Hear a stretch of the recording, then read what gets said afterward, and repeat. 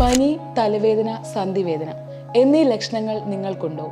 Dengue ആണെന്ന് സംശയമുണ്ടോ? ഞാൻ ഡോക്ടർ ധനുജ ജോസ്. മഴക്കാലമായാൽ കൊതുകുകൾ വർദ്ധിക്കും.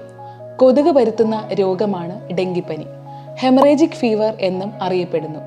ഗുരുതരമായ രക്തസ്രാവം, രക്തസമ്മർദ്ദം മരണത്തിന് കാരണമാകുന്നു.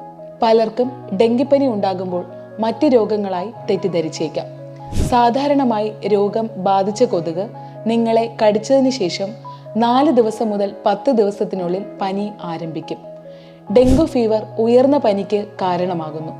തലവേദന, പേശി, അസ്ഥി അല്ലെങ്കിൽ സന്ധിവേദന, ഓക്കാനം, കണ്ണുകൾക്ക് പിന്നിൽ വേദന, വീർത്ത ഗ്രന്ഥികൾ, നെഞ്ചിലും മുഖത്തും ചുവന്ന തടുപ്പുകൾ രോഗലക്ഷണങ്ങൾ കണ്ടാൽ സ്വയം ചികിത്സിക്കാതെ ഉടൻ തന്നെ ഡോക്ടറിന്റെ നിർദ്ദേശപ്രകാരം ചികിത്സ ആരംഭിക്കേണ്ടതാണ്.